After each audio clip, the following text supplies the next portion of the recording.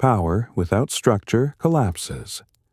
Authority without enforcement becomes performance. In the 8th century, across the fractured territories of what had been Roman Gaul and Germania, these truths were absolute. The world Charlemagne inherited was not chaotic because men lacked ambition. It was chaotic because ambition alone could not sustain control beyond the lifespan of the man who wielded it. Charlemagne did not build an empire through vision or enlightenment. He built it through relentless imposition of systems, legal codes that superseded local custom, religious conformity that erased pagan practice, administrative networks that reported directly to him, and military campaigns that continued until resistance became unsustainable. He was not a philosopher king. He was an organizer who understood that order required both the threat of violence and the apparatus to enforce law when violence ended. The sources that survived him, the Royal Frankish Annals, Einhard's biography, the Sas Capitularies issued from Aachen, present a ruler obsessed with uniformity. He standardized weights and measures. He mandated liturgical practice. He divided his realm into counties and sent inspectors to audit their governance. These were not the actions of a man concerned with legacy or reputation. They were the actions of someone who recognized that control depended on making systems more predictable than the men who operated them.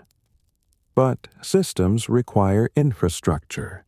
They require literacy, institutions, trained personnel, and mechanisms that survive the death of their creator.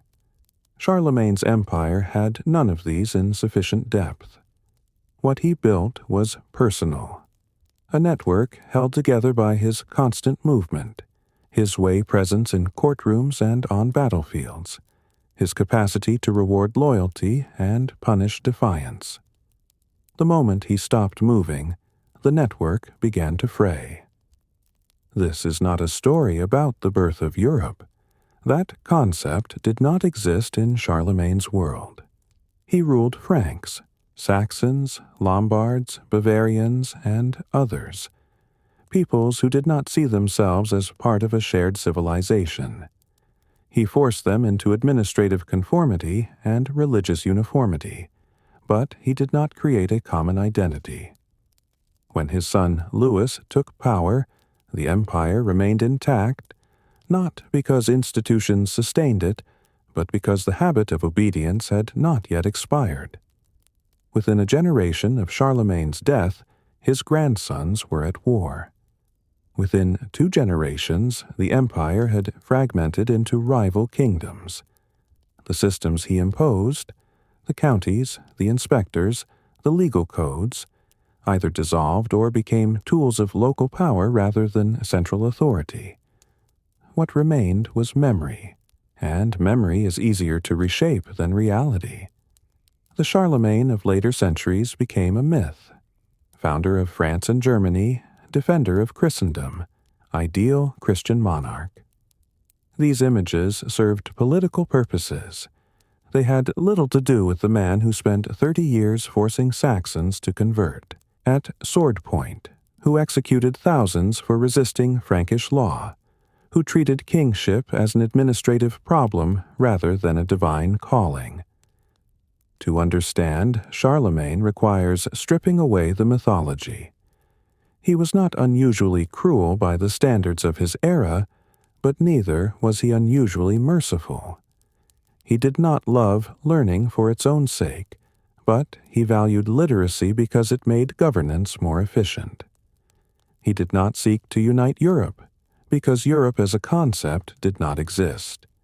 He sought to control as much territory as he could govern, and when governance became impossible, he settled for submission. His coronation as emperor in 800 was not the culmination of a grand design. It was a political maneuver by a pope who needed protection, and a king who had already accumulated more power than any Frankish ruler before him. The title added legitimacy, but it did not change the fundamental reality. Charlemagne ruled because he could enforce his rule, and his rule would last only as long as enforcement remained credible. This is the biography of a man who understood that order is artificial.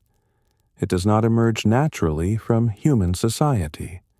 It must be imposed, maintained, and constantly reinforced. Charlemagne imposed it through law, religion, military force, and administrative oversight. He maintained it through tireless personal involvement in governance, and he reinforced it by making rebellion more costly than obedience. But he could not make it permanent. The systems he created depended on him. When he died, they died with him, not immediately, but inevitably. What survived was not his empire, but the idea that such an empire had once been possible. That idea would haunt European politics for 1,000 years. This is not a story about greatness. It is a story about what happens when one man tries to build order in a world that has forgotten how to sustain it. It is about the limits of personal authority, the fragility of imposed systems, and the gap between what a ruler accomplishes and what history remembers. Charlemagne did not create modern Europe. He created a temporary structure that collapsed almost immediately after his death. But in that collapse, he demonstrated something more instructive than any enduring legacy: that power without institutions is merely performance, and performance ends when the performer does. Charlemagne was born into a family that had spent 3 generations fighting to control the Frankish kingdom. His grandfather, Charles Martel, had defeated a Muslim raiding force at Tours in 732, not as king, but as mayor of the palace, a position that held real power while Merovingian kings performed ceremonial functions. His father, Pepin the Short, had taken the final step in 751, deposing the last Merovingian and claiming the throne with papal approval. This was not inheritance through ancient right. This was power seized and legitimized after the fact. The Carolingians understood that kingship meant control of resources and loyalty of armed men.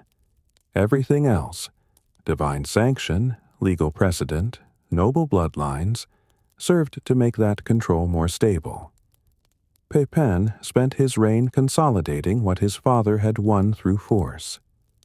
He campaigned against the Lombards in Italy, against rebellious nobles in Aquitaine, against anyone who tested whether the new dynasty would hold. Charlemagne was born in 747 or 748. Sources disagree, and the exact date mattered less than the fact that he was raised in a court organized around military campaigns.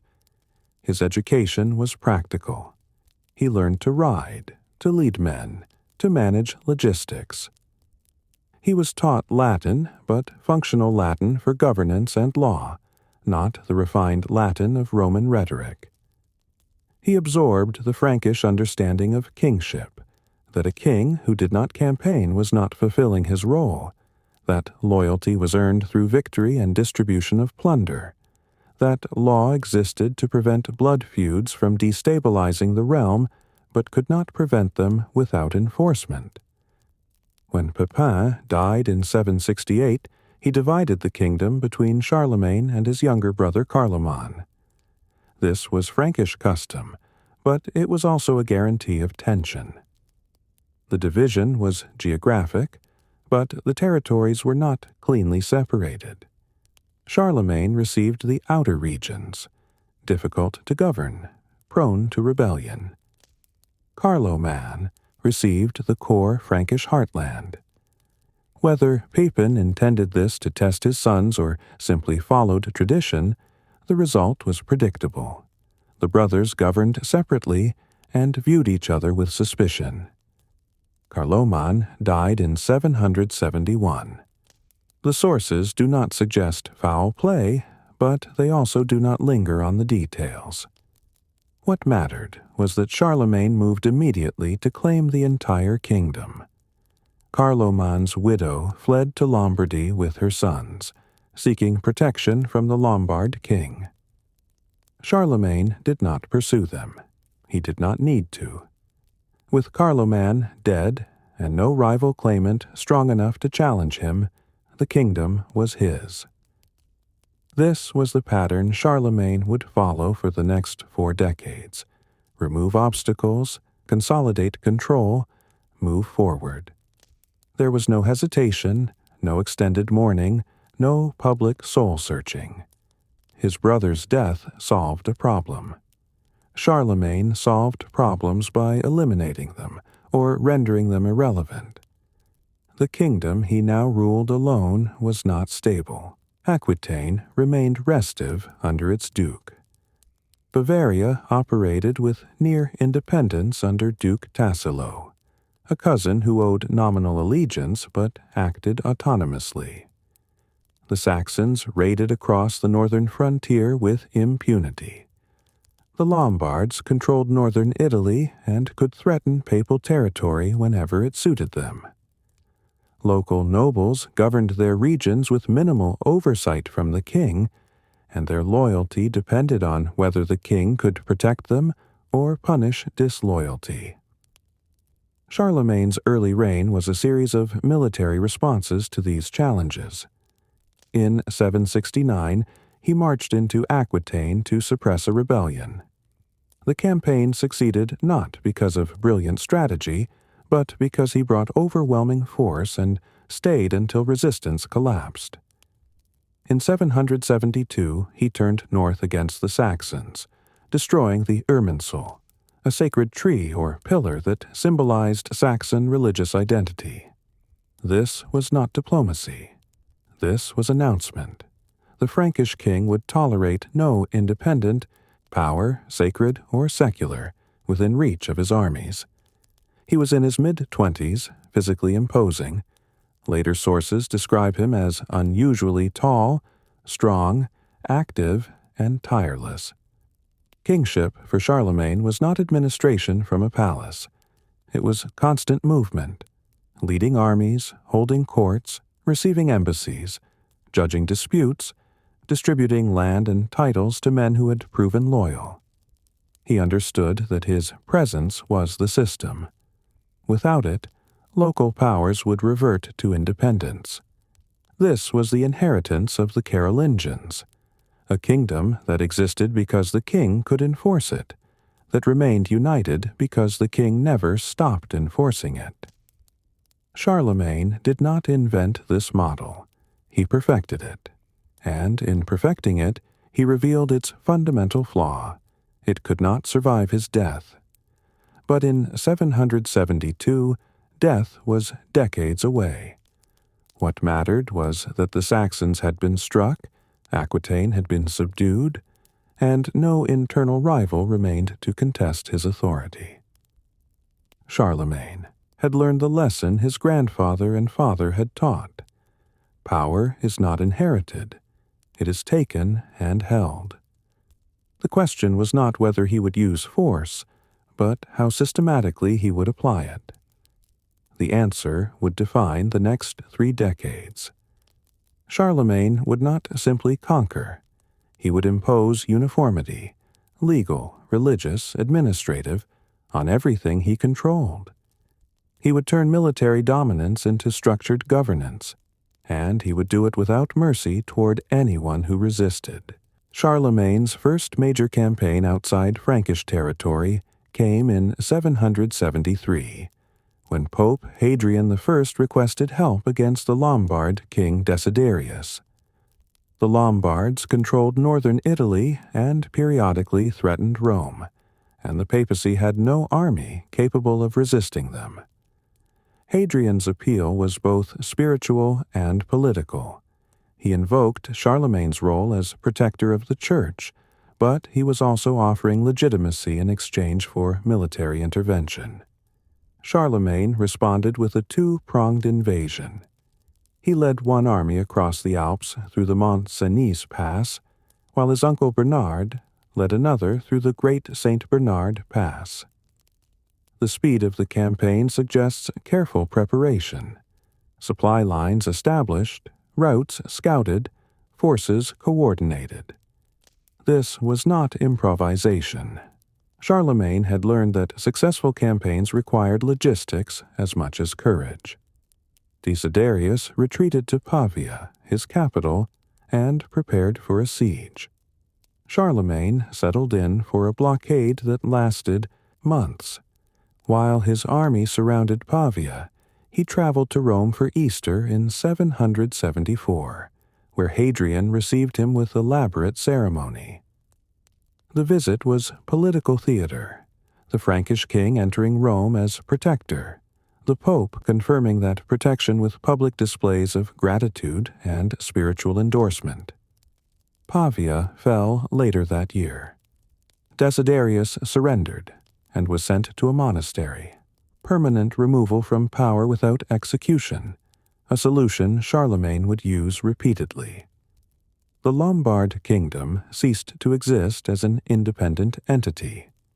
Charlemagne took the iron crown of the Lombards and added King of the Lombards to his titles. He did not install a Frankish duke or governor. He ruled Lombardy directly, visiting regularly to hold court and enforce his authority. This established the pattern for Charlemagne's expansion: conquer, eliminate rival authority, impose direct rule, return repeatedly to prevent rebellion. He did not delegate power to local nobles unless absolutely necessary, and when he did, he sent inspectors to ensure they governed according to his laws, not their own customs. The Saxon Wars, which had begun in 772, intensified throughout the 700s. The Saxons were not a unified people, but a collection of tribes living in the region between the Rhine and the Elbe rivers. They had no central authority, no written law, no administrative structure. They were pagans who resisted Frankish expansion through guerrilla warfare, raiding Frankish settlements, retreating into forests, attacking supply lines. Charlemagne's response was systematic devastation. Year after year, he led armies into Saxony, burning villages, destroying crops, taking hostages. He built fortifications along the frontier and garrisoned them with Frankish troops. He forced mass baptisms and imposed the death penalty for practicing pagan rituals. The Royal Frankish Annals record campaigns in 775, 776, 777, 778, 779, each one following the same pattern: advance, devastate, extract, oaths of submission, withdraw, then return the next year when rebellion resumed. In 782, after a Frankish defeat at the Suntel Hills, Charlemagne ordered the execution of 4,500 Saxon prisoners at Verdun. The sources do not explain his reasoning. They do not need to. The massacre was a message. Resistance would be met with annihilation. Submission was the only option. The brutality was not exceptional by early medieval standards, but its scale and systematic application were. Charlemagne was not simply raiding for plunder or exacting revenge for specific attacks. He was attempting to eradicate Saxon independence, political, religious, and cultural. Pagan practices were forbidden. Saxon customary law was replaced by Frankish law. Frankish counts were installed to govern Saxon territories. Churches were built and staffed with Frankish clergy. This was conquest as transformation. Charlemagne did not want Saxon tribute. He wanted Saxons to become Franks, Christian, obedient to Frankish, law governed by Frankish administrators. The project required continuous military pressure for more than 3 decades. While the Saxon Wars continued, Charlemagne expanded in other directions. In 778, he crossed the Pyrenees into Spain, responding to an invitation from Muslim governors who were rebelling against the emir of Córdoba. The campaign failed. The Muslim governors did not provide the support they had promised. Charlemagne besieged Zaragoza, but could not take it. On the return journey, his rearguard was ambushed and destroyed by Basques at Roncevaux Pass, an event that would later be mythologized in the Song of Roland, transforming a minor military disaster into an epic of Christian heroism. Charlemagne did not romanticize the defeat. He returned to Francia, reorganized his forces, and continued campaigning elsewhere. The Spanish March became a permanent frontier zone, slowly expanded over decades through fortification and settlement rather than dramatic conquest. In 788, he moved against Bavaria. Duke Tassilo III had ruled with near-complete autonomy for decades, maintaining his own foreign policy and occasionally allying with Charlemagne's enemies. Charlemagne convened an assembly of Frankish nobles, presented evidence of Tassilo's disloyalty, and secured a judgment of treason. Tassilo was forced to abdicate, tonsured, and sent to a monastery. Bavaria was absorbed into the Frankish kingdom. This was conquest without battle, political maneuvering that achieved the same result as military force. Tassilo had no external allies willing to risk war with Charlemagne, and his own nobles had no incentive to resist when the alternative was integration into the most powerful kingdom in Western Europe. By 790, Charlemagne controlled Francia, Lombardy, Bavaria, Saxony, through brutal occupation, and a fortified zone in northern Spain. He had not inherited this empire. He had built it through relentless campaigning, strategic marriages, political manipulation, and overwhelming military force. Every expansion required constant attention, armies sent to suppress rebellions, administrators dispatched to enforce law, churches established to convert populations. The empire existed because Charlemagne made it exist. There was no institutional momentum, no bureaucratic machinery that functioned independently. When the king stopped moving, when his armies stopped campaigning, when his judges stopped imposing law, the system would stop functioning. But Charlemagne did not stop. For 30 years, he campaigned almost every summer. For 30 years, he held assemblies, issued laws, judged disputes, rewarded loyalty, punished treason. The empire expanded not because expansion was inevitable, but because the man who ruled it could not conceive of stopping. The Saxon Wars lasted 33 years. They were not a single conflict, but a series of campaigns, rebellions, submissions, and renewed resistance that consumed resources, manpower, and political energy across 3 decades of Charlemagne's reign. The Saxons did not fight to expand their territory or establish political dominance. They fought to preserve independence, the right to govern themselves according to their own customs, to worship their own gods, to remain outside Frankish control. Charlemagne could not tolerate this. An independent Saxony represented a permanent threat to Frankish security and a denial of his authority. More importantly, it represented a model of resistance that other subject peoples might follow. If the Saxons could maintain independence through guerrilla warfare and refusal to submit, so could the Bavarians, the Aquitanians, the Lombards. The entire structure of Charlemagne's authority depended on the principle that resistance was futile. The Saxons had no central leadership, no capital city, no administrative structure that could negotiate a permanent peace. Power was distributed among tribal leaders who controlled regional territories. When one leader submitted, others continued fighting. When Charlemagne extracted oaths of loyalty, those oaths bound only the men who swore them, not their relatives or neighbors. This made the war unwinnable through conventional military victory. There was no Saxon king to defeat, no Saxon army to destroy in decisive battle. Charlemagne's response was to make submission the only viable option. He destroyed the economic basis of Saxon society, burning villages, seizing livestock, devastating crops. He took hostages from prominent families and held them at Frankish courts, ensuring that rebellion would cost Saxon leaders their children. He imposed Christianity through forced baptism, making the refusal to convert a capital offense.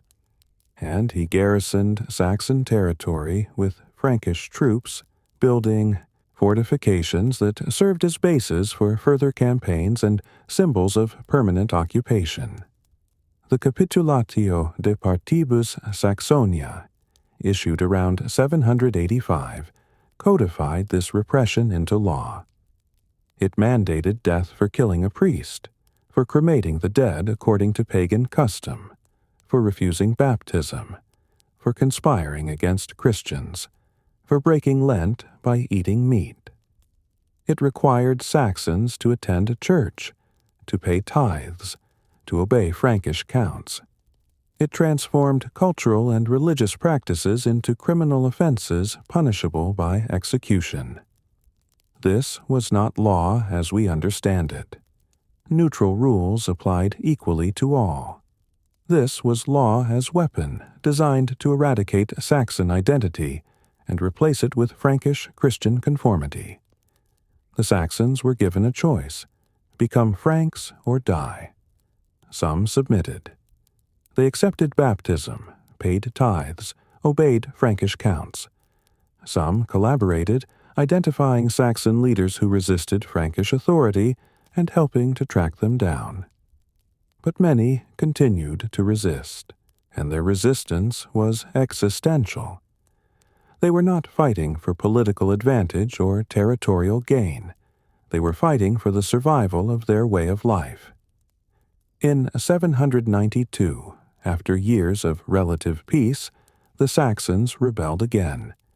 They attacked Frankish settlements, destroyed churches, killed priests. Charlemagne responded with overwhelming force. He led an army across the Weser River, devastated the countryside, and executed captured rebel leaders. The royal Frankish annals describe these campaigns with a bureaucratic detachment. Territories crossed, fortifications built, hostages taken, rebels punished. The rebellion continued into 793 and 794. Charlemagne campaigned every summer, advancing deeper into Saxon territory, building more fortifications, imposing harsher penalties. He began forcibly relocating Saxon populations, moving thousands of families into Frankish territory, where they could be supervised and prevented from joining rebellions. This was not punishment for specific crimes. It was demographic engineering, an attempt to break Saxon social structures by scattering communities across the empire. By 797, organized resistance had collapsed. Saxon leaders had been killed, exiled, or forcibly converted. The population had been devastated by decades of continuous warfare. The infrastructure of Saxon society, the tribal councils, the sacred groves, the customary gathering places, had been systematically destroyed. In 804, Charlemagne ordered the final relocation. 10,000 Saxons moved into Francia, replaced by Frankish settlers who would farm Saxon land under Frankish law. The Saxon Wars demonstrated several principles that defined Charlemagne's reign. First, that resistance would be met with annihilation. Second, that cultural and religious conformity were not negotiable. Third, that governance required the elimination of alternative authority. Pagan priests, tribal leaders, customary law. Fourth, that peace came not through diplomacy, but through the complete destruction of the enemy's capacity to resist. But the Saxon Wars also revealed the limits of this approach. 33 years of continuous campaigning required enormous resources. Frankish nobles had to supply troops year after year. Frankish peasants had to provide food, equipment, and labor to support those troops. The economic cost was staggering, and the political cost was significant. Every noble sent to fight in Saxony was a noble who could not be fighting in Italy, Spain, or Bavaria, and whose loyalty depended on continued rewards for service. Moreover, the submission of the Saxons was conditional. They obeyed because Frankish garrisons occupied their territory, and Frankish law threatened execution for disobedience. Remove the garrisons, weaken the enforcement mechanisms, and rebellion would resume. Charlemagne had not created loyalty.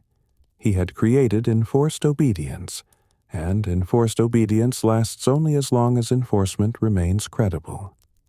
The integration of Saxony into the Frankish Empire was achieved through brute force and sustained over decades through military occupation. There was no moment when the Saxons willingly accepted Frankish rule. There was only the gradual recognition that resistance was unsustainable, followed by the slow erosion of Saxon identity as churches replaced sacred groves, Frankish counts replaced tribal leaders, and written law replaced oral custom. Charlemagne did not see this as tragedy. He saw it as necessary. Saxony could not be allowed to remain independent because independence anywhere in the empire undermined the principle of universal obedience to Frankish law and Christian religion. If unity required the destruction of Saxon culture, then Saxon culture would be destroyed. This was the logic of empire, that diversity was dangerous, that local autonomy enabled rebellion, that stability required uniformity. It was a logic that could work only as long as the emperor had the military force to impose it and the administrative capacity to maintain it. Charlemagne had the force. He built the capacity. But both depended on him. The Saxon Wars ended in 804, but Saxony remained occupied for the rest of Charlemagne's life. Frankish troops garrisoned the fortifications. Frankish counts governed the territories. Frankish priests administered the churches. The Saxons had been conquered, converted, and absorbed. What they had lost was irretrievable. What Charlemagne had gained was contingent. Charlemagne was not a theologian. He could read Latin, but the subtleties of doctrinal debate did not interest him. What interested him was uniformity. Religious practice standardized across his empire. Ecclesiastical authority subordinated to royal authority. Christianity functioning as an instrument of political control. Faith, for Charlemagne, was not primarily a matter of personal salvation. It was a tool for governance. The Frankish Church in the 8th century was decentralized and inconsistent. Liturgical practices varied by region. Bishops operated with significant autonomy, answering more to local nobles than to distant kings. Monasteries followed different rules, held different lands, and owed allegiance to different patrons. Pagan practices persisted in rural areas, not because they were actively defended, but because Christian infrastructure had not penetrated deeply enough to replace them. Charlemagne moved systematically to change this. He issued capitularies, royal decrees with the force of law, regulating religious practice. He mandated the use of the Roman liturgy, replacing local variations with a standardized order of worship. He required bishops to preach in the vernacular so that illiterate congregations could understand Christian doctrine. He ordered priests to maintain schools where boys could learn to read Latin, ensuring a supply of literate clergy and administrators. These were not suggestions. They were laws, enforceable through the same mechanisms that enforced secular law. Royal inspectors who audited compliance, penalties for disobedience, removal of bishops who resisted royal authority. The Church became an extension of royal administration, its hierarchy parallel to the hierarchy of counts and dukes, its personnel subject to the same demands for loyalty and obedience. This was not piety. This was statecraft. A unified church with standardized practices was easier to control than a fragmented church with competing authorities. Literate clergy could staff royal administration, read and write legal documents, maintain records. Monasteries could serve as repositories of knowledge, centers of learning, and instruments for spreading Frankish cultural norms into newly conquered territories. The forced conversion of the Saxons exemplified this approach. Baptism was not presented as an offer of salvation, but as a legal requirement.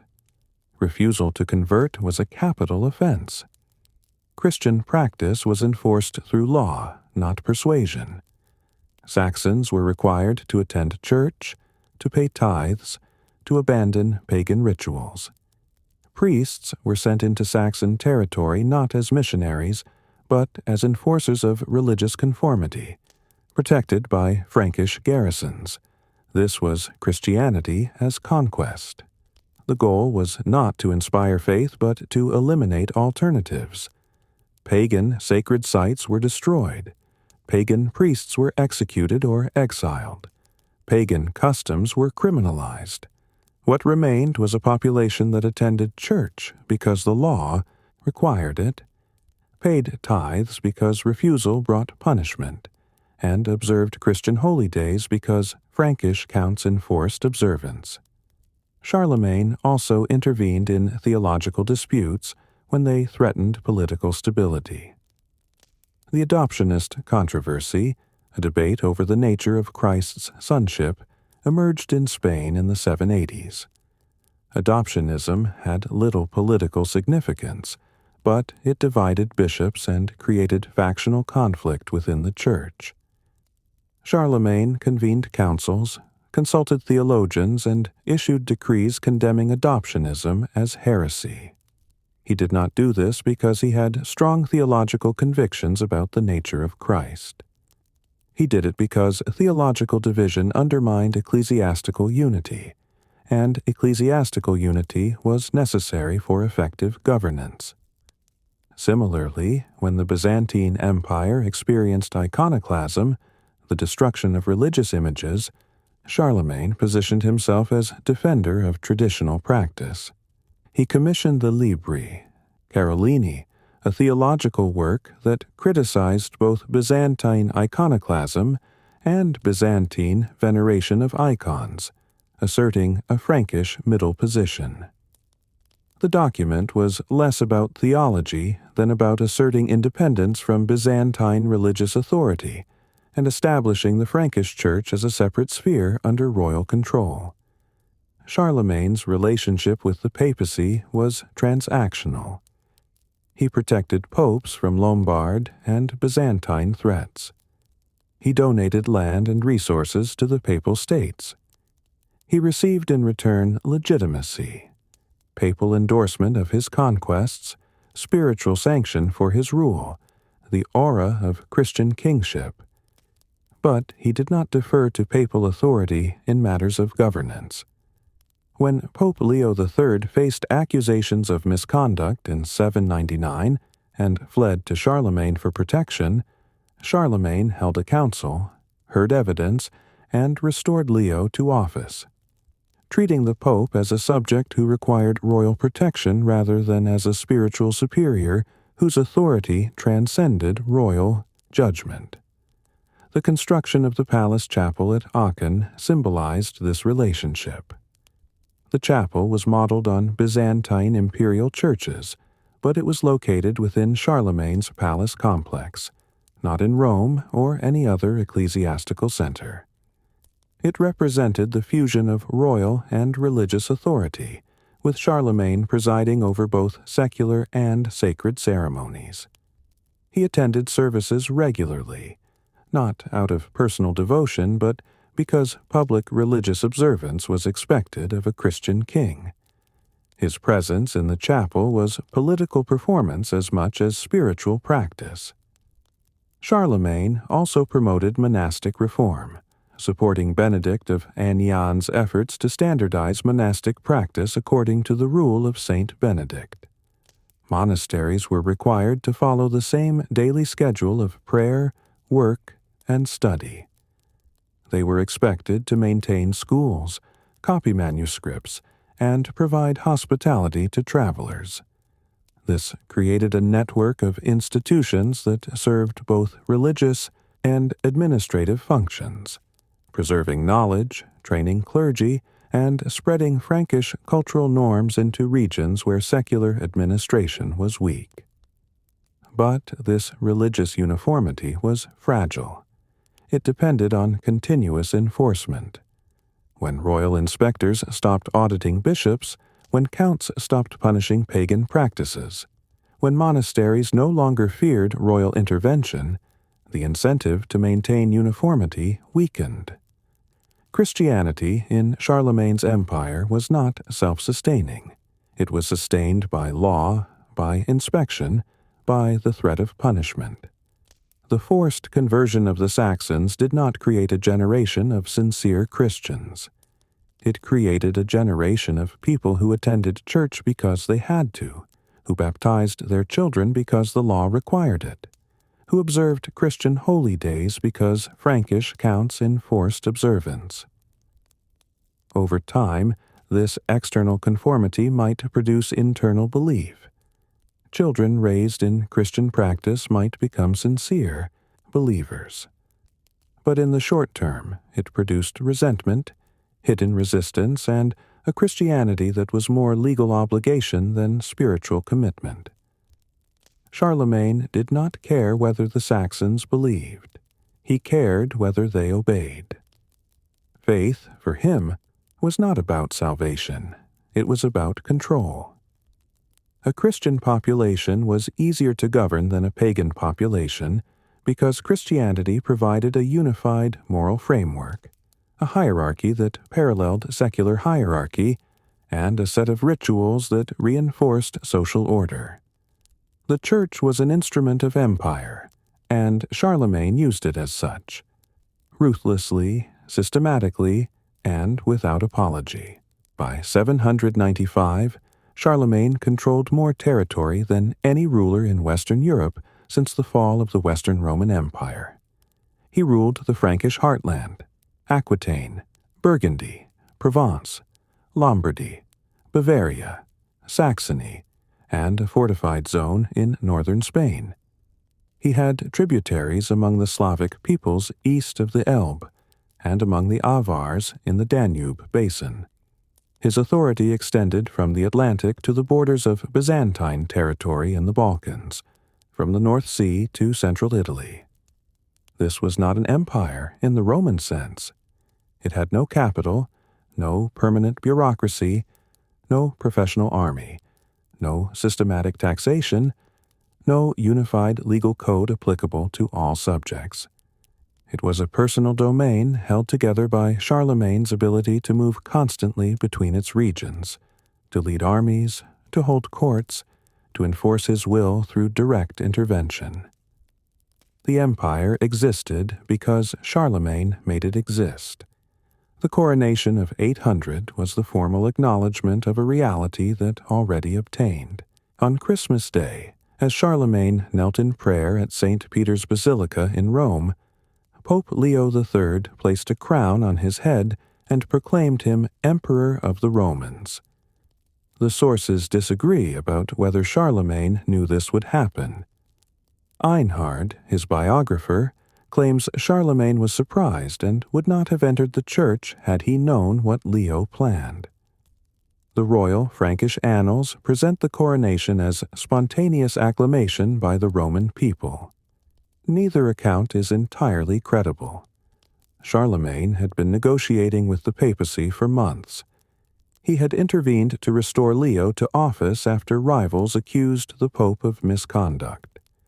He had led an army to Rome and held a council that exonerated Leo, treating the pope as someone who required royal protection rather than as an independent spiritual authority. The coronation was not a surprise. It was a transaction. Leo legitimized Charlemagne's authority by reviving the imperial title, and Charlemagne legitimized Leo's papacy by protecting him from rivals. The title Emperor of the Romans created more problems than it solved. The Byzantine Empire, which still controlled Constantinople and significant territories in the eastern Mediterranean, considered itself the legitimate continuation of the Roman Empire. From the Byzantine perspective, there could be no second Roman emperor. Either Charlemagne was a usurper claiming a title that belonged to the Byzantine Basileus, or he was ruling a separate empire that had nothing to do with Rome. Charlemagne pursued recognition from Constantinople for more than a decade. The Byzantines were uninterested.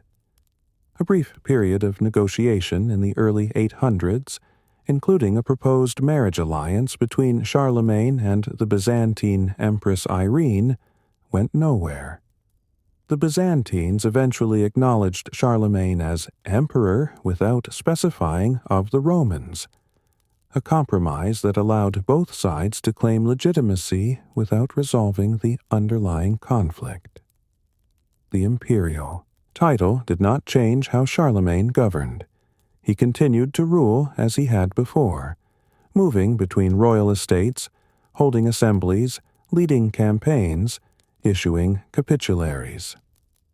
He did not establish a fixed capital, though he spent increasing amounts of time at Aachen, where he had built a palace complex with a chapel modeled on Byzantine imperial churches. He did not create new institutions or reorganize administration. The title added prestige and linked him symbolically to Roman imperial tradition, but it did not transform the fundamental nature of his rule. What the coronation did accomplish was the assertion of independence from Byzantine claims to universal authority. Charlemagne was not recognizing Byzantine supremacy by accepting a title from the Pope rather than from Constantinople. He was establishing Western Europe as a separate political sphere, governed by its own emperor, aligned with Rome rather than Constantinople. This was significant not because it created new institutions, but because it established a symbolic framework that later rulers would use to justify their own claims to authority. The expansion of Charlemagne's empire required the subjugation of peoples who had never been under Roman rule and who had no concept of belonging to a unified Christian civilization. The Avars, a nomadic people who controlled the Danube basin, were defeated in a series of campaigns between 791 and 803. Their capital, the Ring, a massive fortified complex, was destroyed, and their accumulated treasure, seized over decades of raiding, was distributed among Frankish nobles. The Avar Khaganate collapsed, and the survivors were absorbed into the Frankish Empire or fled eastward. The conquest of the Avars followed the same pattern as the conquest of the Saxons: relentless military pressure, destruction of political and religious infrastructure, forced integration into Frankish administrative and religious systems. The Avars were required to convert to Christianity, to accept Frankish governance, to pay tribute. Those who resisted were killed or enslaved. Those who submitted were incorporated into the empire as subject peoples with no autonomy. The Spanish March, the fortified zone south of the Pyrenees, expanded slowly through a combination of military campaigns and settlement. Charlemagne did not attempt to conquer Muslim Spain. He established a defensive buffer zone, garrisoned with Frankish troops and governed by counts who reported directly to him. The march served both military and political purposes. It protected southern Francia from Muslim raids, and it demonstrated Charlemagne's role as defender of Christendom against Islam. But the march also demonstrated the limits of expansion. Charlemagne could not conquer territory faster than he could garrison and administer it. Every new conquest required troops to suppress rebellion, counts to govern, priests to convert the population, and resources to support administration. The empire expanded until the costs of further expansion exceeded the benefits, and then it stopped. By 810, Charlemagne was no longer campaigning. His sons led armies while he remained at Aachen, managing administration and receiving reports. This was not retirement. It was recognition that the empire had reached its sustainable limits. Further expansion would require resources that did not exist and administrative capacity that could not be created quickly enough. The empire was vast, but it was not strong. It had no central treasury that could fund standing armies. It had no professional bureaucracy that could administer provinces without constant royal oversight. It had no unified legal system that applied the same laws to all subjects. What it had was Charlemagne, a ruler who could hold the structure together through personal authority, who could move between regions to enforce his will, who could reward loyalty and punish treason with credibility. This was the making of an empire, the accumulation of territory through conquest, the imposition of administrative and religious uniformity through law, the maintenance of control through continuous personal involvement. It was impressive in scale and ruthless in execution, but it was also temporary. The empire existed because one man made it exist, and when that man died, the empire would die with him. Not immediately, but inevitably. Charlemagne did not build institutions that could survive his death. He built a structure that depended on him. And in 810, as he entered his 60s, that structure was already beginning to fracture. The Frankish kingdom before Charlemagne was governed by customary law, unwritten traditions that varied by region, tribe, and social class. Disputes were settled through compensation, blood feuds, or trial by combat. There was no single legal code applicable to all Franks, no professional judges trained in law, no central authority with power to override local custom. Law was oral, flexible, and enforced by local nobles who interpreted it according to their own interests. Charlemagne systematized this chaos. He did not abolish customary law, but he subordinated it to royal authority. He issued capitularies, written decrees that clarified, modified, or replaced customary practice. These capitularies covered everything from military obligations to inheritance disputes to the proper way to conduct judicial proceedings. They were read aloud at royal assemblies, copied and distributed to counts, and enforced through royal inspectors who audited local courts. The capitularies were not philosophical treatises on justice. They were practical regulations designed to prevent disorder. They specified penalties for specific crimes: theft, murder, arson, perjury, disobedience to royal authority. They regulated economic activity, weights and measures, market conduct, price controls during famines. They imposed religious obligations: attendance at church, payment of tithes, observance of Christian holy days. They defined the duties of counts, bishops, and other royal officials. This was law as instrument of control.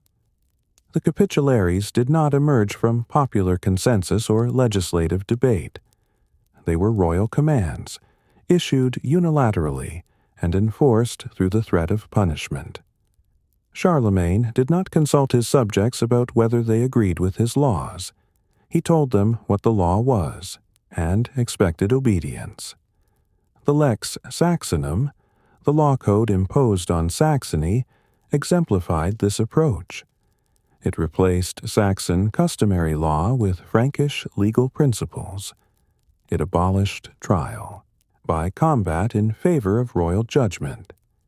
It imposed the death penalty for crimes that Saxon custom had treated as matters for compensation, refusing baptism, practicing pagan rituals, conspiring against Christians. It made disobedience to Frankish counts a capital offense. This was not law as we understand it.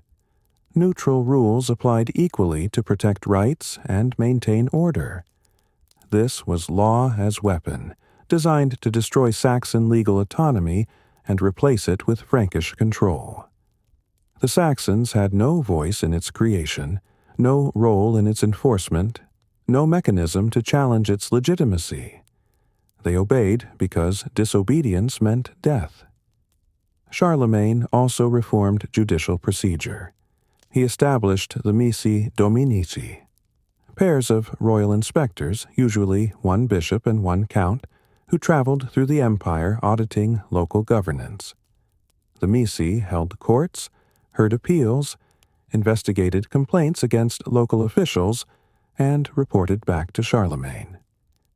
They had authority to overrule local judges, to remove corrupt or incompetent counts, and to impose royal law in cases where local custom conflicted with royal decrees.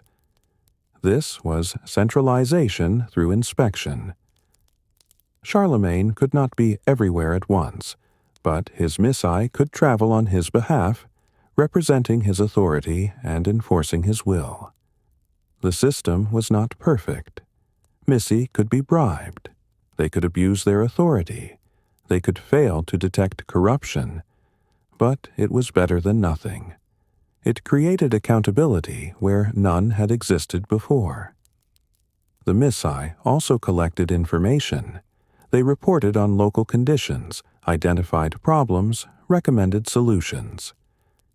This information allowed Charlemagne to govern more effectively, to know which counts were loyal, which regions were restive, which laws were being ignored. Governance requires knowledge, and the missi provided knowledge that no previous Frankish king had possessed. Charlemagne standardized legal procedures across the empire.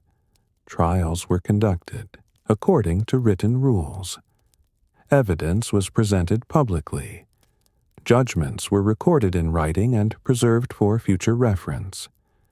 This reduced the arbitrariness of local justice and made it harder for powerful nobles to manipulate courts for personal gain.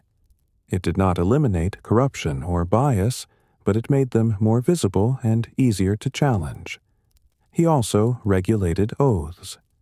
In Frankish society, oaths were binding commitments backed by religious and social sanctions. Breaking an oath meant dishonor and exclusion from society. Charlemagne required oaths of loyalty from all free men in the empire. These oaths were sworn publicly, recorded, and periodically renewed. They bound subjects directly to the king, bypassing local nobles and creating a personal relationship between ruler and ruled. The oath system was both practical and symbolic. Practically, it identified who had sworn loyalty and who had not, making it easier to detect potential rebels. Symbolically, it reinforced the principle that ultimate authority rested with the king, not with local lords. A man who swore loyalty to Charlemagne was declaring that royal law superseded local custom, and that royal authority superseded noble privilege. But law required enforcement, and enforcement required judges who understood the law and had the authority to apply it. Charlemagne faced a persistent problem.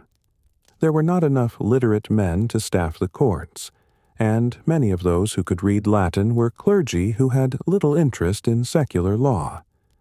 He addressed this by requiring bishops to maintain schools where boys could learn to read and write, creating a supply of literate administrators who could serve as judges, scribes, and legal advisors. This was the Carolingian Renaissance, not a flowering of art and literature for its own sake, but a pragmatic effort to produce enough literate men to run an empire. Schools taught Latin grammar, basic theology, and enough law to understand royal capitularies. They produced functionaries, not scholars. Their graduates could read legal documents, write judgments, and administer oaths. That was enough. The legal reforms had limits. They applied unevenly across the empire. Regions close to Aachen, where royal authority was strongest, saw more consistent enforcement than distant frontier zones, where counts operated with near-total autonomy. Newly conquered territories like Saxony were governed by military occupation more than by legal procedure. The missi could audit only so many courts in a year, and clever officials learned to hide corruption until the inspectors left. Moreover, the entire system depended on Charlemagne's authority. Counts enforced royal law because they feared punishment for disobedience. The missi functioned because Charlemagne backed them with the threat of dismissal or worse. Subjects swore oaths because breaking an oath to the king was dangerous. Remove Charlemagne's authority, and the incentives that sustained the legal system would weaken. But for 3 decades, the system worked. Charlemagne issued capitularies, counts enforced them, missi audited compliance, judges applied written law, and subjects obeyed. Blood feuds decreased because royal courts provided an alternative to private vengeance. Disputes were settled through legal procedure rather than violence. Local nobles had less freedom to exploit their power because royal inspectors held them accountable. Law over blood was Charlemagne's formula for order. It was not perfect, but it was functional. It reduced violence, increased predictability, and subordinated local power to central authority. It was one of his most significant achievements, and one of the most fragile, because it required continuous enforcement by a ruler who would not live forever. The coronation of 800 was a political act disguised as spiritual revelation. Charlemagne had been negotiating with Pope Leo III for months before entering St. Peter's Basilica on Christmas Day.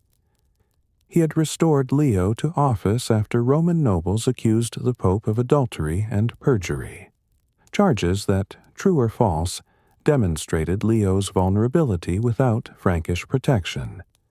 He had convened a council, heard testimony, and pronounced Leo innocent, treating the Pope as a client who required royal intervention rather than as a spiritual superior whose authority transcended political dispute. Leo needed Charlemagne's military protection.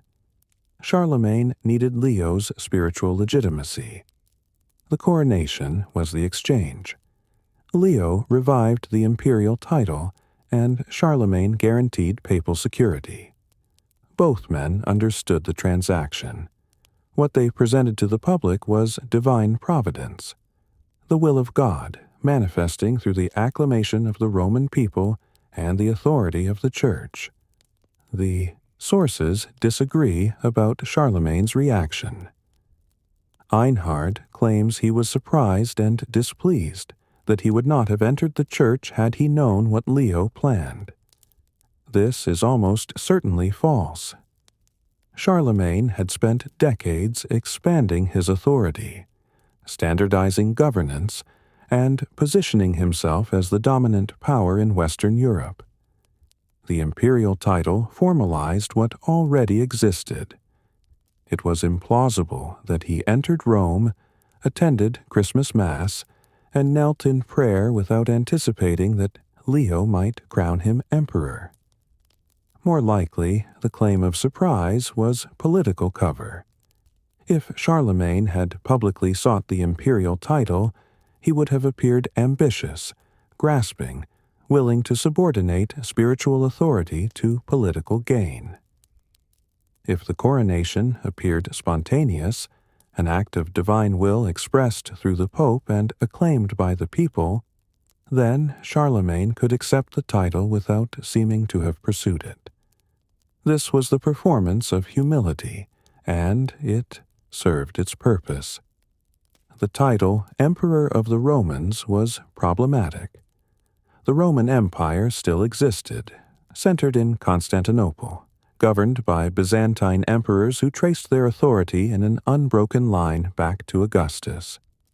From the Byzantine perspective, there could be only one Roman emperor, and Leo III had no authority to create a second. The coronation was either usurpation or schism. Either Charlemagne was claiming a title that belonged to Constantinople, or he was establishing a separate Roman Empire in the West, independent of Byzantine authority. Charlemagne pursued recognition from Constantinople. The Byzantines were uninterested in legitimizing a rival. Diplomatic exchanges occurred sporadically throughout the early 800s, including a proposed marriage between Charlemagne and the Byzantine Empress Irene, that it collapsed when Irene was overthrown. Eventually, in 812, the Byzantine Emperor Michael I acknowledged Charlemagne as emperor without specifying of the Romans, a compromise that allowed both sides to claim legitimacy without resolving the underlying contradiction.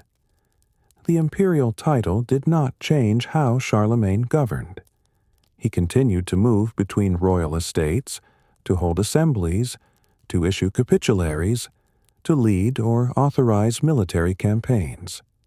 He did not establish a permanent capital, though he spent increasing time at Aachen, where his palace complex included a chapel modeled on Byzantine imperial architecture. He did not reorganize administration or create new institutions. The title added prestige, but it did not add power that he did not already possess. What the coronation accomplished was symbolic separation from Byzantine claims to universal authority.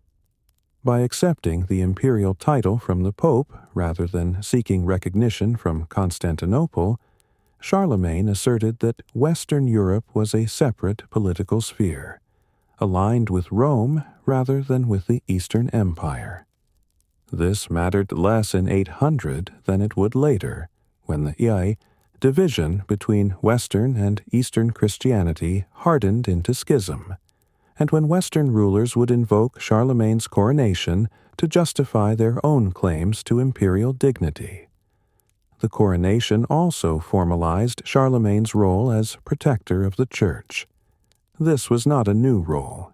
He had been intervening in ecclesiastical affairs for decades, but the imperial title made it explicit. Roman emperors had convened church councils, appointed bishops, and enforced doctrinal orthodoxy. Charlemagne now held that authority formally.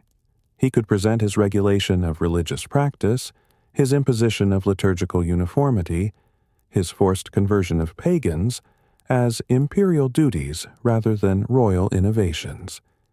But the coronation created a problem that would haunt his successors: the relationship between imperial and papal authority. If the Pope could crown an emperor, could the Pope also depose an emperor? If imperial authority derived from the papal coronation, did the emperor serve at the pleasure of the Pope? Or did the emperor hold authority independently, with the Pope merely recognizing what already existed? These questions did not trouble Charlemagne. He was strong enough to treat the Pope as a dependent, and Leo III was weak enough to accept that relationship. But later, emperors would be weaker. Later popes would be stronger. and the question of ultimate authority would generate centuries of conflict between empire and papacy. In the immediate aftermath of the coronation, Charlemagne used the imperial title to consolidate authority. He required renewed oaths of loyalty from all free men, now sworn to him as emperor rather than merely as king. He issued capitularies that invoked imperial precedent, referring to Roman legal traditions, citing imperial responsibility to maintain order, presenting himself as heir to Roman governance. This was propaganda, but effective propaganda. It linked Frankish rule to Roman legitimacy and presented Charlemagne's authority as something more than successful military conquest. The coronation also affected succession planning. Charlemagne had 3 legitimate sons. In 806 he divided the empire among them according to Frankish custom. Charles would receive Francia and Saxony. Pepin would receive Italy and Bavaria. Louis would receive Aquitaine and the Spanish March. This was traditional Frankish partition, but it ignored the imperial title. The division suggested that Charlemagne saw himself primarily as King of the Franks, with the imperial title as an honorary addition rather than a transformative change in the nature of his rule. When Charles and Pepin died in 810 and 811, Louis became sole heir. In 813, Charlemagne crowned Louis as co-emperor in a ceremony at Aachen. Significantly, no pope participated. Charlemagne placed the crown on Louis's head himself, asserting that imperial authority could be transmitted directly from father to son without papal mediation. This was a claim that later emperors would struggle to maintain, but in 813, Charlemagne had the power to make it stick. The coronation of 800 was both culmination and complication. It formalized Charlemagne's dominance, linked him to Roman imperial tradition, and established Western Europe as a political sphere independent of Constantinople. But it also created ambiguities about the source and nature of imperial authority. Ambiguities that would destabilize his successors. Unity required violence, continuous enforcement, and the suppression of local autonomy. Charlemagne understood this.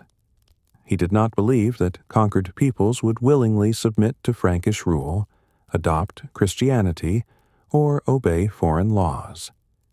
He believed that submission could be imposed through overwhelming force and maintained through constant vigilance. The cost of this approach was measured in decades of warfare, thousands of executions, forced relocations, and the permanent militarization of the empire's frontiers. The Saxon Wars alone consumed 33 years and required annual campaigns to suppress rebellion. The royal Frankish annals record the repetitive cycle.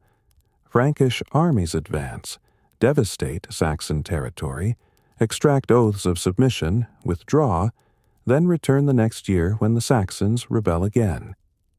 Each cycle required mobilization of troops, requisition of supplies, diversion of resources from other priorities. The economic burden fell on Frankish nobles who supplied, soldiers, and on Frankish peasants who provided food, equipment, and labor. Charlemagne's military system depended on the obligation of free men to serve in the king's army when summoned. This was not a professional military, but a levy system where nobles brought their retainers and armed dependents to campaign each year. Service was expensive. Soldiers had to provide their own weapons, armor, horses, and food for the journey to and from the campaign zone. Charlemagne issued capitularies regulating military obligations, specifying who had to serve and what equipment they had to bring, but the burden remained substantial. The cost was not merely economic. Continuous campaigning created political strain. Nobles who spent every summer fighting in Saxony or Italy had less time to manage their estates, less opportunity to accumulate wealth through trade or agriculture, and more reason to expect rewards for service. Charlemagne distributed land, titles, and plunder to maintain loyalty. But this created its own problems. Every grant of land reduced the resources available for future rewards, and every noble elevated to prominence became a potential rival. The empire also required administration, and administration required literacy. Charlemagne promoted education not because he valued learning for its own sake, but because governance required men who could read capitularies, write legal judgments, maintain records, and communicate across distances. He ordered bishops to establish schools, monasteries to copy manuscripts, clergy to teach Latin to boys who would become the next generation of administrators. This was the Carolingian Renaissance, and it was fundamentally practical. The palace school at Aachen trained future counts and bishops. Monasteries produced scribes who copied legal texts, religious works, and classical literature. The copying of classical texts was incidental, a byproduct of training scribes rather than a deliberate effort to preserve ancient knowledge. What mattered was producing enough literate men to staff courts, manage records, and enforce royal law. But literacy was scarce, and the supply of educated men never met demand. Many regions lacked schools entirely. Many monasteries resisted the obligation to teach, preferring contemplative isolation to administrative service. The result was an empire where governance was chronically understaffed, where counts often could not read the capitularies they were supposed to enforce, where legal judgments were recorded inconsistently or not at all.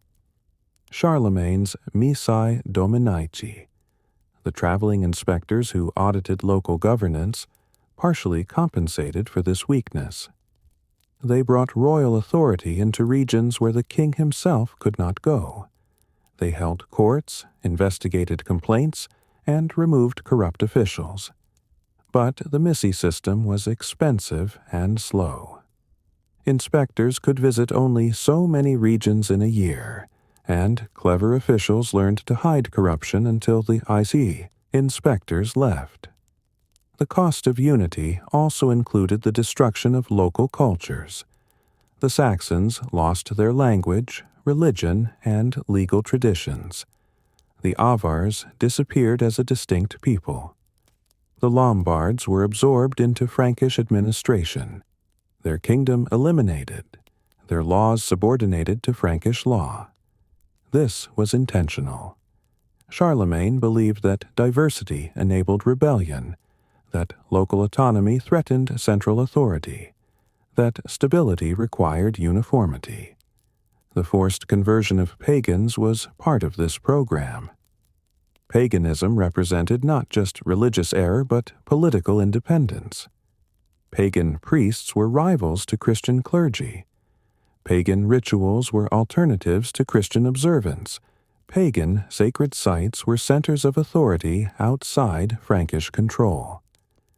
Eradicating paganism was therefore a political necessity, achieved through laws that made pagan practice a capital offense, through destruction of sacred groves and temples, through mass baptisms enforced by military occupation. The converts were not sincere believers, at least not initially. They converted because refusal meant death. They attended church because the law required it. They paid tithes because Frankish counts enforced collection. Over generations, this external conformity might produce internal belief, but in the short term it produced resentment and hidden resistance. The economic cost of the empire was also substantial. Charlemagne had no systematic taxation. He funded governance through royal estates, land that produced revenue through agriculture, and that could support the king and his court as they moved between regions. He also relied on plunder from successful campaigns and on gifts from subordinate nobles and foreign rulers. This was adequate for maintaining a mobile court and rewarding loyal followers, but it was inadequate for funding permanent infrastructure or professional administration. The lack of taxation meant the empire could not afford standing armies, could not pay salaries to administrators, could not build roads or fortifications without requisitioning labor, could not maintain consistent governance in distant regions. Everything depended on personal networks of loyalty, on the willingness of nobles to serve without regular pay, on the ability of the king to reward service with land and titles. This system worked as long as expansion continued. New conquests provided new land to distribute, new plunder to reward followers, new opportunities for ambitious nobles to gain status and wealth. But when expansion stopped, when the empire reached its sustainable limits, the system began to strain. There was less land to distribute, less plunder to share, fewer opportunities for advancement. Nobles who had grown accustomed to rewards for service became restive when rewards decreased. The cost of unity was also measured in human suffering. The executions at Verdun, the forced relocations of Saxon families, the destruction of villages and crops, the decades of continuous warfare. These were not incidental to Charlemagne's achievements. They were the foundation. The empire was built on the corpses of those who resisted, and the submission of those who recognized that resistance was futile. Charlemagne did not apologize for this. He saw violence as necessary, forced conversion as duty, cultural destruction as the price of order. He believed that the alternative, a fragmented landscape of independent peoples, competing religions, and local autonomies, was worse than the suffering required to impose unity. But the unity he created was contingent. It depended on continuous enforcement, on military occupation of conquered territories, on the personal authority of a ruler who could reward loyalty and punish treason with credibility. When that ruler died, when enforcement weakened, when the incentive structure that sustained obedience began to erode, the unity would dissolve. The cost had been paid, but the return was temporary. Charlemagne's empire was too large to govern through personal presence alone, but it lacked the institutions necessary to govern in his absence. This was the central problem of his reign: how to maintain control over vast territories without a professional bureaucracy, without systematic taxation, without reliable communication networks, and without mechanisms that could function independently of the emperor's direct involvement. The solution was improvisation. Charlemagne divided the empire into counties, each governed by a count appointed by the king. Counts were responsible for maintaining order, administering justice, collecting revenues from royal estates, and mobilizing troops when the king required military service. They were not paid salaries. They were compensated through grants of land and the right to collect revenues from their territories, which created an incentive for corruption and abuse of authority. Counts were local nobles with their own power bases, their own networks of loyalty, their own ambitions. They governed because Charlemagne allowed them to govern, but their authority derived as much from their local standing as from royal appointment. This made them essential to Frankish administration and simultaneously dangerous. They could enforce royal law, or they could ignore it. They could mobilize troops for the king, or they could withhold support. They could remain loyal, or they could rebel. Charlemagne managed this problem through personal relationships and constant oversight. He held assemblies twice a year, where counts reported to him, received new capitularies, and swore renewed oaths of loyalty. He sent missi dominici to audit their governance, hear complaints, and remove those who abused their authority. He visited regions personally when possible, holding courts and demonstrating that royal authority was real, not theoretical. But he could not be everywhere. The empire stretched from the Atlantic to the Elbe, from the North Sea to central Italy. Traveling from Aachen to Bavaria took weeks. Traveling to the Spanish March took months. By the time Charlemagne learned of a problem and responded, the situation might have changed completely. Governance required local autonomy, but local autonomy enabled corruption, rebellion, and the gradual drift toward independence. The missi dominici were Charlemagne's primary mechanism for projecting authority into distant regions. Pairs of inspectors, usually one bishop and one count, traveled through the empire on regular circuits. They held courts where subjects could appeal decisions made by local counts. They investigated accusations of corruption or abuse. They audited financial records, checked compliance with royal capitularies, and reported back to Charlemagne. This system created accountability where none had existed before. Counts who knew they would be audited were more cautious about open corruption. Subjects who could appeal to royal inspectors had recourse against unjust local officials. The missi brought royal law into regions where the king himself could not travel, making central authority visible and credible. But the system had limits. The missi could visit only a fraction of the empire in a given year. They depended on local officials for information, which gave corrupt counts the opportunity to hide evidence before inspections. They could be bribed or intimidated. And they had no permanent staff. Each mission was a temporary assignment, and once the inspectors left, enforcement depended again on local officials whose loyalty was conditional. Charlemagne also used churches and monasteries as instruments of governance.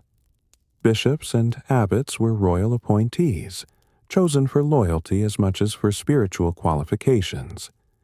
They held land, administered justice in ecclesiastical courts, and reported to the king on local conditions. The church provided a parallel hierarchy to secular administration, with clergy who could read and write, who maintained records, and who had incentives to support royal authority because their positions depended on it. But ecclesiastical governance had the same weaknesses as secular governance. Bishops and abbots developed local power bases. They accumulated land and wealth. They became embedded in regional networks of loyalty that sometimes conflicted with royal authority. Charlemagne could remove disloyal clergy, but doing so risked alienating the local nobles who supported them. Communication was slow and unreliable. Messages traveled at the speed of a mounted courier, perhaps 50 miles per day in good conditions, less in winter or rough terrain. Orders issued from Aachen might take weeks to reach the Spanish March or the Saxon frontier. By the time a response returned, circumstances might have changed. This meant that local officials had wide discretion to interpret royal commands according to local conditions, which in practice meant they could ignore commands that conflicted with their interests. Charlemagne compensated for slow communication by issuing general principles rather than detailed instructions. Capitularies established legal standards and administrative procedures, but they left implementation to local officials. This was practical. No central authority could micromanage governance across such vast distances. But it also meant that royal law was enforced unevenly, interpreted inconsistently, and sometimes ignored entirely. The empire also lacked standardized currency and systematic taxation. Charlemagne issued capitularies regulating weights and measures, attempted to standardize coinage, and mandated the use of silver denarii for transactions. But enforcement was impossible. Local mints produced coins of varying quality. Merchants and nobles hoarded precious metals. Barter remained the primary mode of exchange in rural areas. The economy was too fragmented, too localized, to support centralized fiscal administration. Without taxation, Charlemagne could not fund professional administration or standing armies. He relied on the obligation of free men to serve in the royal army and on the willingness of nobles to staff local governance without regular pay. This worked as long as service brought rewards, land grants, titles, plunder from successful campaigns. But when rewards decreased, when expansion stopped, when the king had less to distribute, the incentive to serve weakened. Charlemagne's governance was personal and relentless. He traveled constantly, holding courts in different regions, demonstrating his authority through physical presence. He issued capitularies regulating every aspect of administration and expected counts to enforce them. He sent inspectors to audit compliance. He removed officials who failed or betrayed him. He rewarded loyalty with land and titles. He punished treason with execution or exile. This system functioned because Charlemagne made it function. He was tireless, shrewd, and ruthless. He understood that governance required attention to detail, knowing which counts were loyal, which regions were stable, which laws were being ignored. He understood that authority required visibility. Subjects had to see the king, hear his judgments, witness his power. He understood that loyalty required rewards and that disloyalty required punishment. But the system depended on him. It had no institutional momentum, no mechanisms that could operate without his constant involvement. When he stopped traveling, when he grew old and delegated authority to subordinates, when he could no longer personally supervise governance, the system began to erode. Counts became more independent. Regions drifted toward autonomy. The empire held together through habit, through the memory of Charlemagne's authority, but no longer through its active enforcement. Governing the ungovernable was Charlemagne's greatest challenge and his most revealing failure. He built an empire larger than any in Western Europe since Rome, but he could not build the institutions necessary to sustain it. He governed through personal authority, and personal authority dies with the person. Charlemagne stopped campaigning around 810. He was in his 60s, old by early medieval standards, though still physically active. The sources describe him swimming in the hot springs at Aachen, walking the palace grounds, attending church services. But he no longer led armies into Saxony or Italy. He no longer traveled constantly between royal estates. He remained at Aachen, governing through subordinates and receiving reports rather than intervening personally. This withdrawal from active campaigning was not sudden decline but calculated adjustment. Charlemagne recognized that his sons could lead armies, that his missi dominici could conduct inspections, that his counts could govern regions without his physical presence. What he could not delegate was final authority, the power to judge disputes, issue capitularies, remove disloyal officials, and make decisions that affected the entire empire. But delegation weakened the system. Counts who had governed under Charlemagne's direct oversight now operated with more autonomy. Regional nobles who had feared the king's personal intervention grew bolder. The missi dominici still conducted inspections, but without Charlemagne personally reviewing their reports and acting on their recommendations, the incentive to comply with royal law weakened. The death of Charlemagne's sons accelerated this process. Charles, his eldest, died in 810.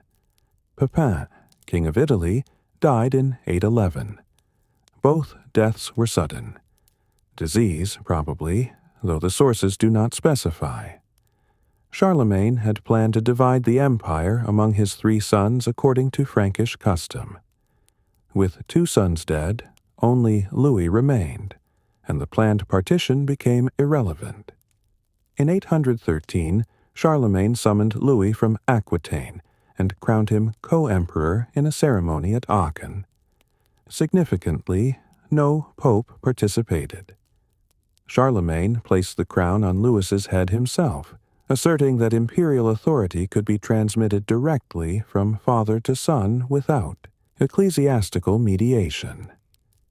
This was a claim about the nature of imperial power, that it derived from the emperor's authority rather than from papal coronation. Louis's elevation was also a practical necessity. Charlemagne was old, and the empire required a designated successor who could take power immediately upon his death. Disputed successions invited rebellion. Clear succession reduced the risk of civil war. By crowning Louis while he still lived, Charlemagne ensured continuity and removed the opportunity for rivals to challenge Louis's legitimacy. But Louis was not Charlemagne. He had governed Aquitaine competently, led military campaigns in Spain, and administered a kingdom. But he had not conquered an empire, had not spent decades imposing law on resistant populations, had not built the personal networks of loyalty that held the empire together. He would inherit Charlemagne's title and authority, but not his credibility. The empire in 813 was stable but fragile. The Saxons were pacified through occupation rather than genuine submission. The Spanish March remained a militarized frontier zone requiring constant vigilance. Italy was governed by Frankish administrators, but Lombard nobles retained local influence and periodic desires for independence. Bavaria had been absorbed, but its integration was recent and superficial. The Avars had been defeated, but the Slavic peoples beyond the Elbe remained independent and potentially threatening. More importantly, the administrative structures that sustained the empire were dependent on Charlemagne's authority. Counts enforced law because they feared the king's punishment. The Missi Dominici functioned because Charlemagne reviewed their reports and acted on their findings.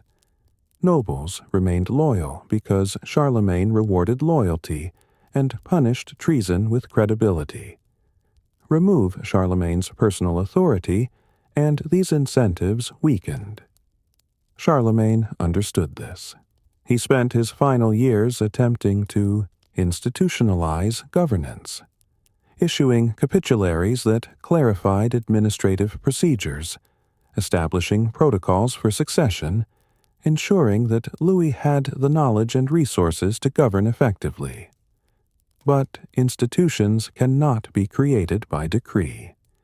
They emerge from sustained practice, from mechanisms that function independently of individual rulers, from bureaucracies that survive leadership transitions.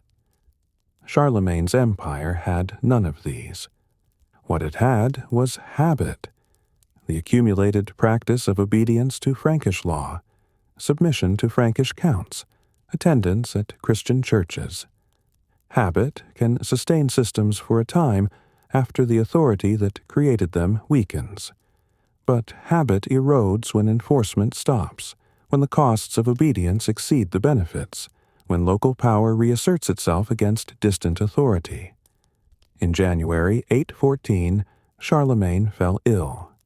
The sources describe fever and pleurisy, a respiratory infection, probably pneumonia. He refused food, attempted to cure himself through fasting, and died on January 28th. He was buried in the chapel at Aachen, in a tomb that later generations would open and venerate, but that Charlemagne himself had designed without ostentation. Louis succeeded without significant opposition. The empire remained intact. Counts continued to govern.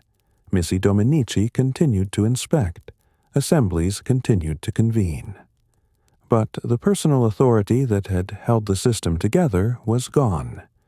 What remained was structure without foundation, an empire that existed because it had existed, governed by a man who inherited authority without having earned it. Within a year, problems emerged.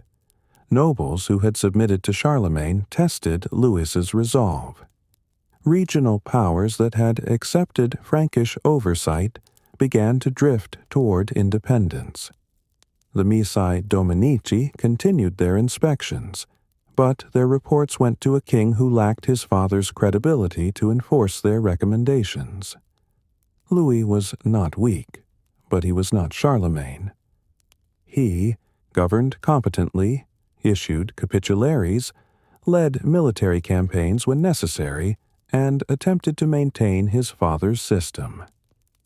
But the system had been designed for Charlemagne, for a ruler who could dominate through personal presence, who could reward and punish with absolute credibility, who could travel constantly and intervene personally in governance. Louis could not replicate this. He tried, but the empire was too large, the administrative infrastructure too thin, the personal networks too dependent on his father's relationships. He maintained unity for a time, but it was precarious unity, sustained by momentum rather than active enforcement. The fracture had begun before Charlemagne died. It became visible only afterward, when the absence of his authority revealed how dependent the empire had been on the man rather than the institutions. Charlemagne had built an empire through conquest and governance, but he had not built a structure that could survive him. What survived was memory, and memory, however powerful, cannot govern. The Carolingian Empire survived Charlemagne's death by inertia. Louis the Pious inherited a functioning administrative apparatus, counties governed by appointed counts, Missi Dominici conducting inspections, assemblies convening to issue capitularies, churches enforcing religious conformity. The machinery continued to operate because it had been operating, because the officials who staffed it remained in place, because the habits of governance persisted after the authority that created them weakened. But inertia is not stability. Louis governed competently, but he lacked his father's capacity to dominate through personal presence. He issued capitularies, but counts interpreted them according to local interests. He sent Missi Dominici to audit governance, but their recommendations carried less weight without the threat of Charlemagne's personal intervention. He held assemblies, but nobles attended out of obligation rather than fear. The fundamental problem was structural. Charlemagne had built an empire that required continuous personal enforcement. He had not created institutions that could function independently. No professional bureaucracy, no systematic taxation, no legal system with trained judges and enforceable procedures, no communication networks that could coordinate governance across vast distances without relying on the emperor's direct involvement. Louis attempted to address this through partition. In 817, he issued the Ordinatio Imperii, dividing the empire among his sons while reserving supreme authority for his eldest, Lothar, who would hold the imperial title and supervise his brothers. This was an attempt to preserve unity while accommodating Frankish inheritance custom, but it satisfied no one. Louis's younger sons resented subordination to Lothar. Lothar resented limitations on his authority. Regional nobles saw opportunity in the divisions. When Louis remarried and fathered another son, Charles, he revised the partition to include him, alienating the older sons who saw their inheritances diminished. The result was civil war, sons rebelling against their father, brothers fighting each other, nobles switching allegiances according to self-interest. The royal Frankish annals, which had recorded Charlemagne's campaigns with bureaucratic detachment, now recorded betrayals, reconciliations, renewed conflicts. Louis died in 840, and the empire fragmented into open warfare.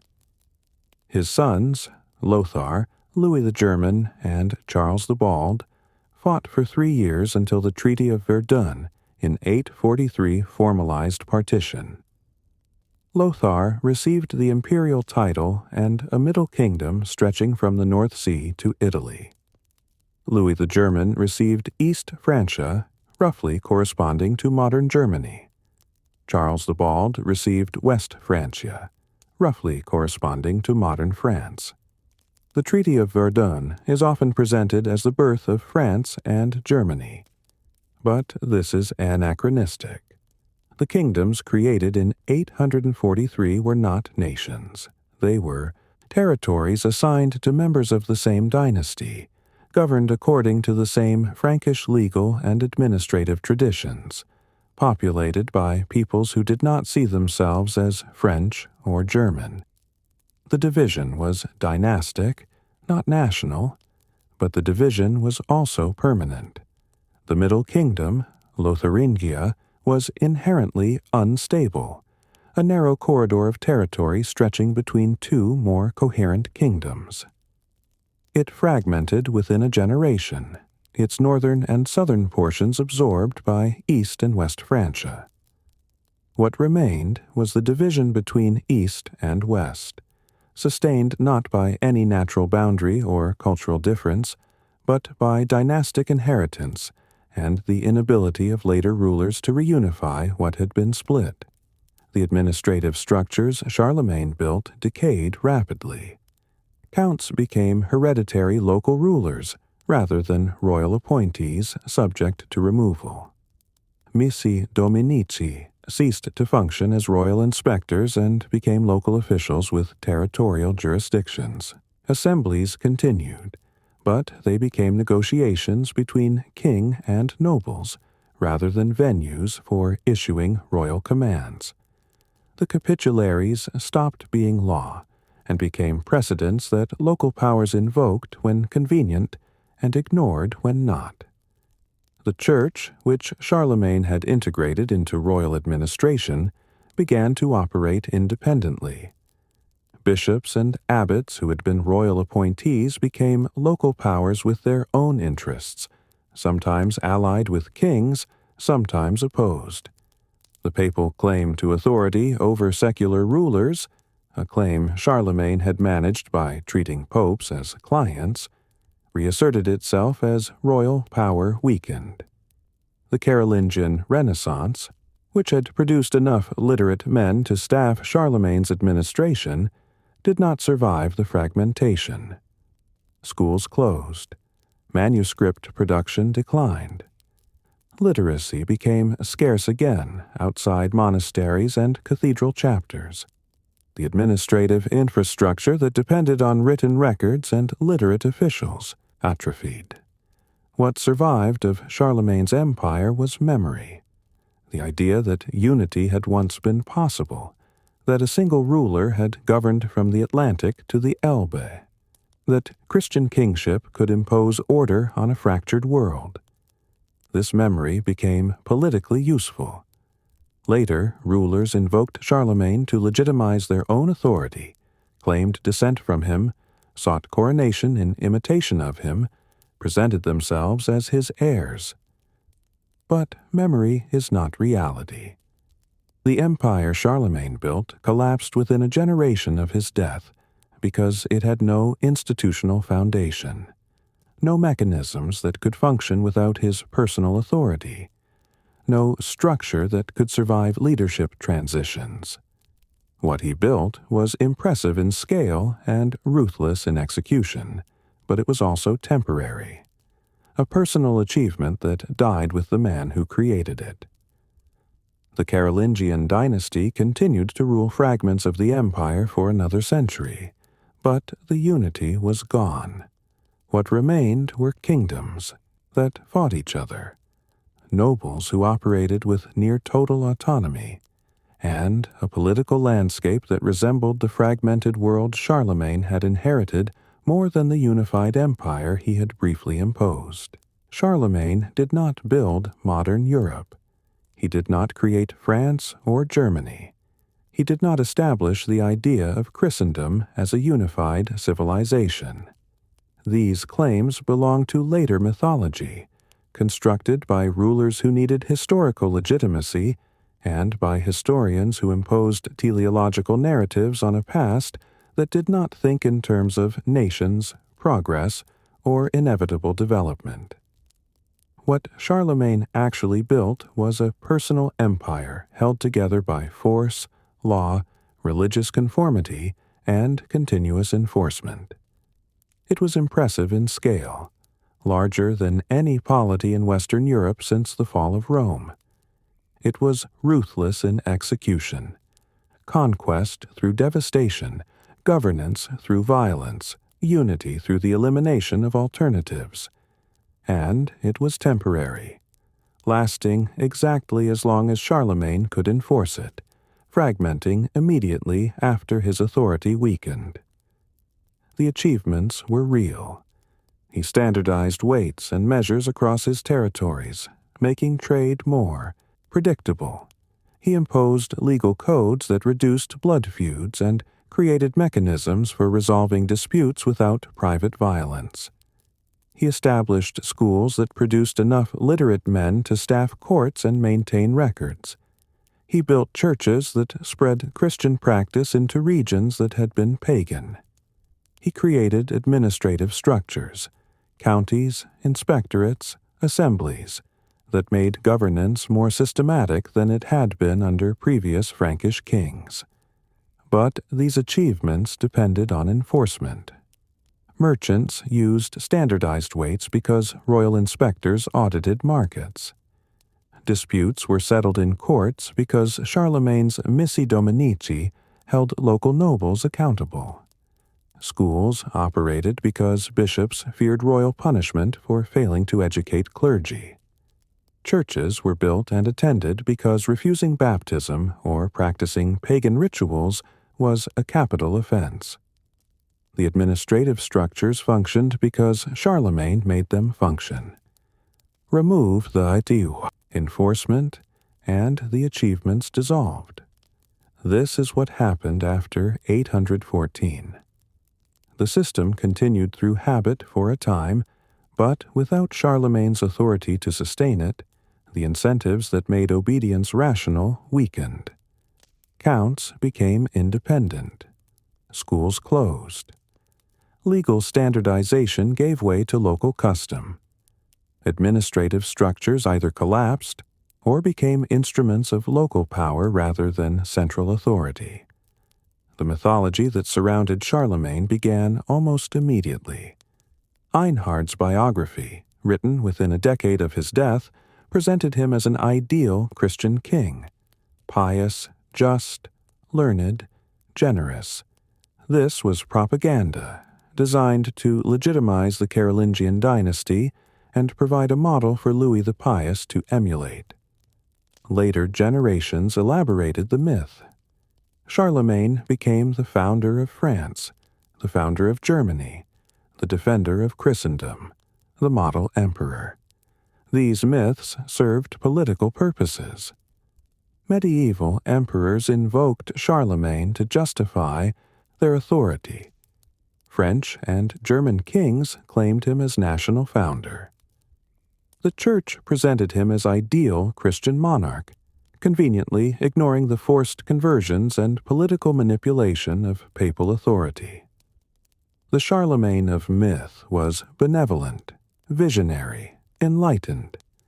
Nothing like the historical figure who spent 33 years forcing Saxons to convert at sword point and who executed 4,500 prisoners in a single day. The historical Charlemagne was not benevolent. He was pragmatic, relentless, and brutal when necessary. He did not value learning for its own sake, but promoted literacy because governance required it. He did not seek to unite Europe, but to control as much territory as he could effectively govern. He did not create institutions that would survive him, but built a system that depended entirely on his personal authority. This does not make him a failure. By the standards of his era, he was extraordinarily successful. He conquered more territory than any of his predecessors.